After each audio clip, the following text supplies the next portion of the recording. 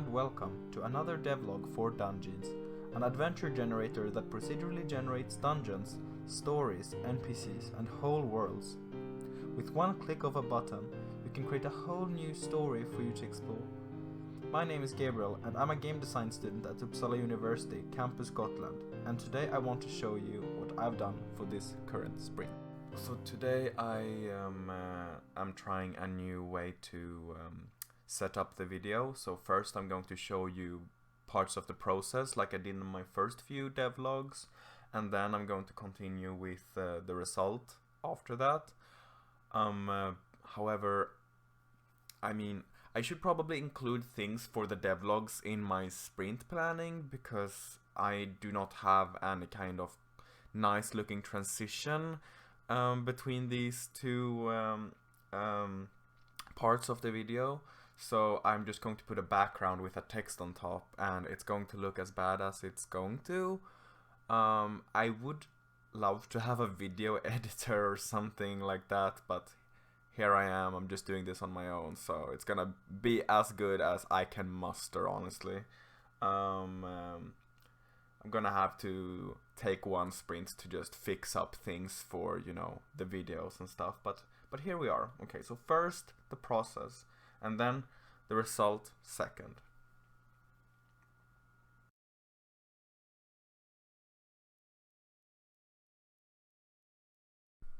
In trying to fix the grass of the rooms, I have batched the grass in squares instead. So now the grass is grid based, but instead of being based on the size of the room, it's the quarter of a room. So all basic rooms are 20 by 20, and so these basic grass grids are 10 by 10, and this is so that I will be able to draw the instanced mesh with LOD in the grid. However, there was some funky stuff going on, so I decided to make a debug for it. I tried to use, like, well, you see here, I am rendering the grass right now without LOD. I'm just kind of rendering the nice grass mesh when it's close enough to the camera. And so I'm using a distance formula from the camera to where the grass is. You can see on the left side of the screen there are these pink squares on the map, and the pink squares signify where the middle of the grass patch is supposed to be, and the blue lines are, the blue and pink lines are the vector from the camera to that point. However, like, it's more grass than I expected is being rendered, and I feel a little bit validated by the fact that when I'm looking here, like, I changed the color based on whether or not it should be rendered or not. So when you see a pink line, that is when the grass is close enough to be rendered. When you see a blue line, then the line is too far, like, then the camera is too far away to render that grass. And you see here, like, there's grass in the top right corner of here that is blue, so it's not supposed to be rendered. However, it currently is. And if I just walk around, you'll see that a lot of grass that has a blue line going to it is being rendered when it's not supposed to, such as here to the left, and now here, the bottom left corner. And the grass has a tendency to want to show up horizontally, which is very strange. It doesn't have this behavior vertically, and when I rotate, it's much more visible because you can see I can just walk forward very slowly because, I mean, it's rendering way too much grass right now. Like, yeah, like, I barely have time to walk on the ground before there's more grass.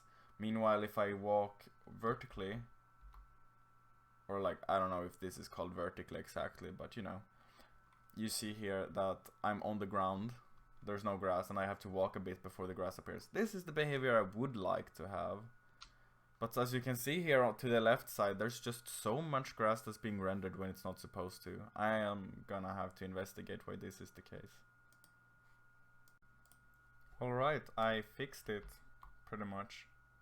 It's now rendering the grass dependent on the camera's distance from it, just with acceptable FPS. I will have to make some adjustments still to make sure that the FPS stays above 60, because I don't like when it lags, and I don't think anybody does, to be honest.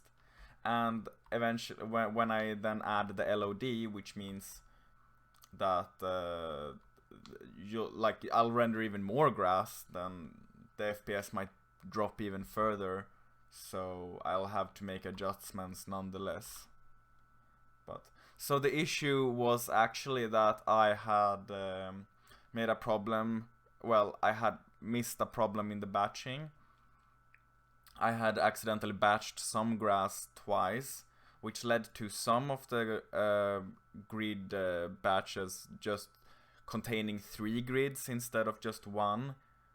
It was not the problem that I expected it was, but honestly in programming it never is.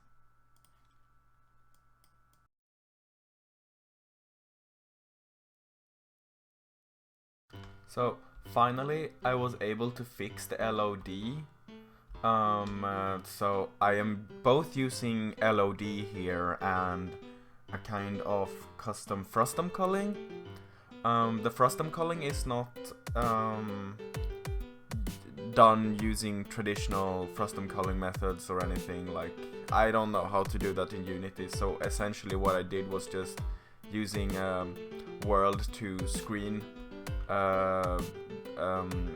formula to find out if the point was off screen or not. So maybe that is just normal frustum culling or not, or something. I wouldn't know, because we didn't go through for frustum culling in university here. So but the LOD at the moment is not working because I changed it so that all of the plants are being loaded from a txt file, so that you can modify and input any which plant you want in the game by yourself. And when I did that, I also had to store the meshes for the different LOD for different render distances. Maybe I should also say that LOD, for those that don't know, means that different meshes will be rendered at different distances. So if a mesh is very far away, it doesn't need that much detail. And if it would have full details like it does right now, the frame rate suffers. So this is only about 40 FPS or something. It's playable, but it's not what I want. So currently the getting of the different LOD meshes is not working, but that should be a quick fix for next sprint. I didn't have time to do it because I have homework. As you also can see, there's now poppies and tulips. Maybe, I don't know if these flowers were easily identifiable as poppies, but that's what they're supposed to be, at least. And I can see that with the script that is supposed to make things move away when I stand in them. It looks kind of funky with the poppies, because they just kind of turn into a circle like this. So I'm gonna have to think of some kind of alternative way to do this, because I don't think this looks as pretty as it did with just the grass. But I think it looks really pretty now that I have a little bit of variation in the vegetation.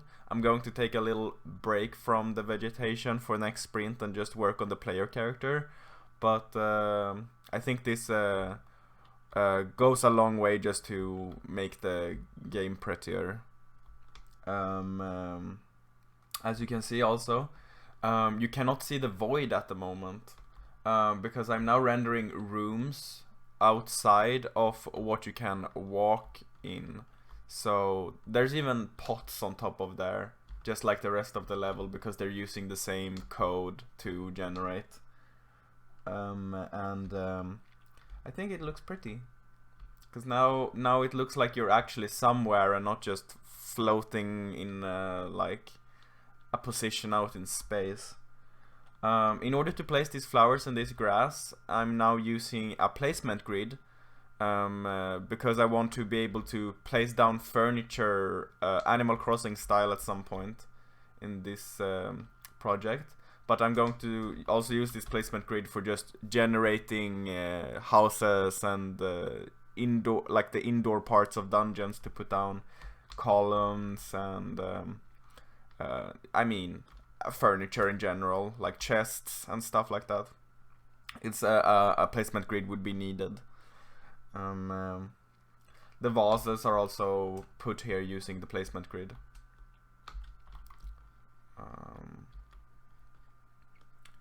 Yeah, I think that was actually everything I wanted to show off this sprint. There was a lot of problems, as per usual.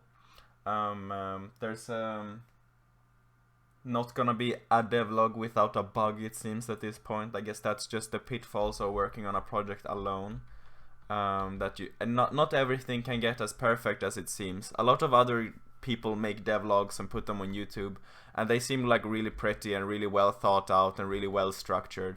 But honestly, what you might not know is that a lot of these devloggers, they have teams behind them. They're not just one person, even though it might seem like it a lot of the time. And even if they are just one person, they might have some kind of background in media education, so they know what they're doing 100%. I have to learn everything from scratch because I barely know what I'm doing when it comes to video editing. I'm only a game developer, so.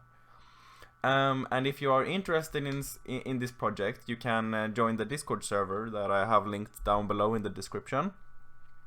The Discord server still isn't very big, so there's not much of a community following this game project at the moment, but I'm going to work on this project for the foreseeable future, so there's a lot of time for things to change.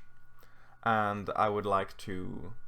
I would be very happy to see people join the server. That would be really nice. I am also posting the new videos when they come out on that server, so there's a notification you get when that happens. Otherwise, you can like and subscribe this video and press the bell button if you want more notifications when I post a video.